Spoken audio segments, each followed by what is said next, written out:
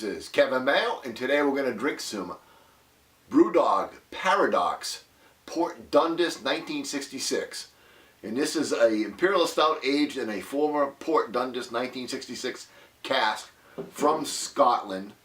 What better way to celebrate a Patriots win? They just crushed the Bears a few minutes ago with a nice Imperial Stout. Now the problem is I have no idea how old this bottle is. I bought it maybe 3-4 weeks ago, and I don't know where it's been or how long it's old. There's a date on here that says Best Buy 22 of 10. So is this 4 years old already, 4.5 years old? I'm not even sure. Because I'm not sure how they do the date, if it's the date that I'm used to, or if it's a date style that's more unique to Scotland or England. So, don't know a lot about the beer. I know it's 10% alcohol. I know that they don't do the style anymore. Brewdog doesn't make this anymore. It's been retired. So, that being said, why don't we give it a crack and see what we got. As always, if you like the reviews, please subscribe. We're always looking for new friends. And go ahead and leave some comments because I love to talk about beer. Absolutely no head at all out of this thing. And I did a fairly over-aggressive pour at one point, and we got nothing. Nothing at all. I can see just a bit of light through it, but otherwise it's just basically pitch black. Aroma-wise, I can smell the port wine. I really can. I mean, it smells just like a port wine would taste. I smell. And I haven't had a port since I was just a wee tyke.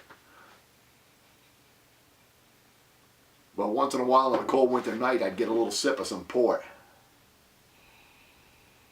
And then underneath that, there is some of that traditional, really dark, almost chocolatey malt aroma, which seems to be even opening up a little bit more now that it's settled down after the pour. It seems that that's becoming more prevalent, and then the port wine is settled back a little bit. Let's just swirl around and see if... Yeah, a nice roasted malt, almost like a dark chocolate. Let's do the taste.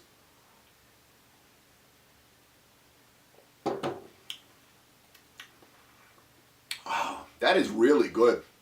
If that's a 4 or 5 year old beer, it's aged exceptionally well. I mean, I got a nice mouthfeel. I wouldn't say it's as creamy as a nitrogen style beer, a stout, but I mean it's right close to it. I mean, a nice creamy mouthfeel.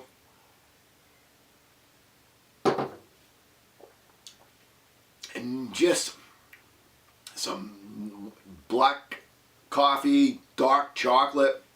Do get a little bit of alcohol at the back end.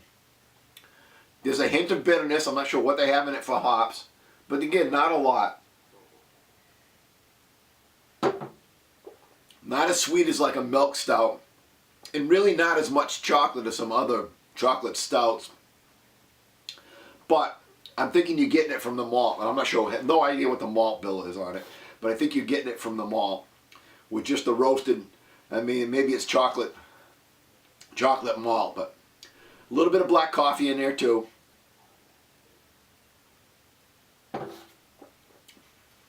I'm really quite pleased and quite surprised. I was really afraid that it was going to be just old, just bad, you know, beer gone bad on me. And Brewdog, just talk about Brewdog a little bit, their big thing is doing big ass, high ABV beers. You know, that's like the Bismarck, and I mean, that's just what they do. So, I don't know. Good beer, really good beer. Can't get it anymore. I'm glad I got a chance to try it, put it on my list. I'm up to 836 different beers on my list that I've tried in my life. I know there's been more, but that's all I wrote down. Solid score. There's some headroom. I mean, there's some better stouts we've had. I mean, I had one yesterday in just a small Connecticut brewery that I would rank higher than this probably. But this is a real solid outing. So we'll give it a solid 86 out of 100. So until next time, keep drinking.